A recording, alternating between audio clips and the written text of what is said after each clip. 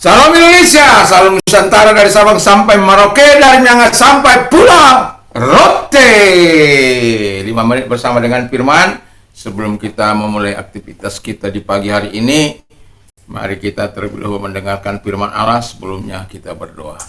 Tuhan Yesus, firman-Mu membuat kami mengerti akan kehendak-Mu dan membuat kami dewasa di dalam Engkau. Di dalam nama Yesus urapi kami semuanya, dan kami buka hati kami untuk firman-Mu. Terpujilah Engkau. Kami berdoa dalam nama Yesus. Haleluya. Amin. Puji nama Tuhan. Tema firman Allah saat pagi hari ini adalah mature in Christ. Jadi dewasa di dalam Kristus. Jadi tujuan dari setiap orang percaya itu adalah dewasa di dalam Kristus. Sebelumnya saya akan membacakan satu ayat, tetapi Anda nanti bisa baca di pasal 13 dari 1 Korintus 13 ayat yang ke-11 sampai dengan ayat yang ke-13. Saya hanya bacakan ayat yang ke-11. When I was a child, I spoke as a child, I understood as a child, I thought as a child, but when I became a man, I put away childish things. Ketika aku anak-anak, aku berkata-kata seperti kanak-kanak, aku mengerti seperti kanak-kanak, dan aku bertindak seperti kanak-kanak, dan atau berpikir seperti kanak-kanak, dan juga bersifat seperti kanak-kanak. Tetapi ketika aku menjadi dewasa, maka aku akan meninggalkan sifat kekanak-kanakan itu dan menjadi dewasa di dalam Tuhan. Karena di ayat selanjutnya dikatakan bagaimana orang yang dewasa walaupun dalam keadaan yang ya samar-samar nantinya akan dalam masa-masa kini, tapi satu kali dia juga akan bersama dengan Kristus. Puji nama Tuhan. Jadi dewasa di sini bukan karena kita berumur sudah lanjut usia, sudah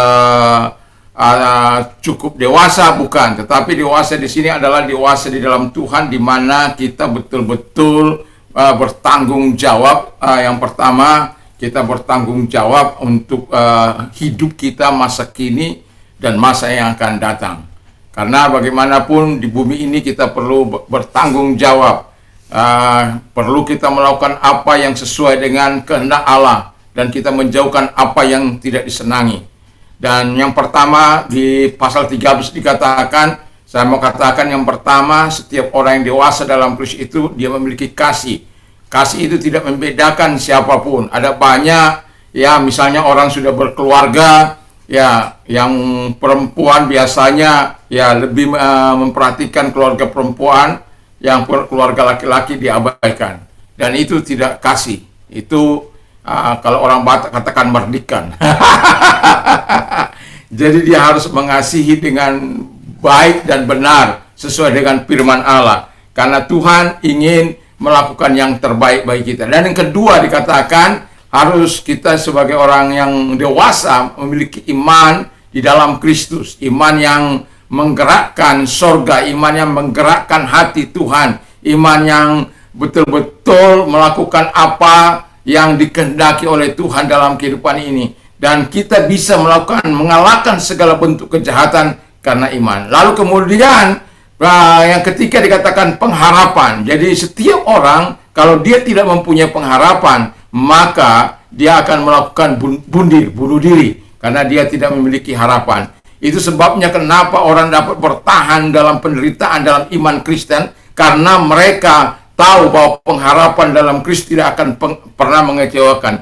Pengharapan dalam Kristus itu adalah pengharapan yang penuh jaminan dari Tuhan bahwa mereka tidak akan dikecewakan.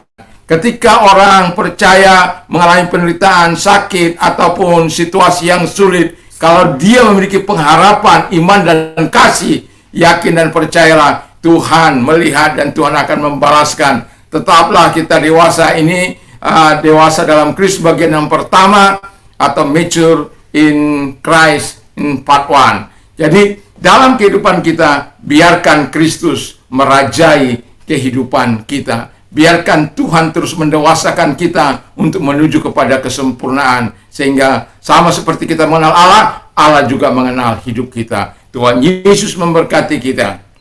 Terima kasih Bapa di surga. Kami sudah mendengarkan firman Allah. Kami tahu bahwa Engkau mengenal kami, dan kami mengenal Tuhan melalui firman-Mu. Kami bersama dengan Engkau satu kali kelak di dalam surga yang mulia. Di dalam nama Yesus kami bersyukur dan berdoa. Haleluya. Amin. Selamat pagi, selamat beraktivitas.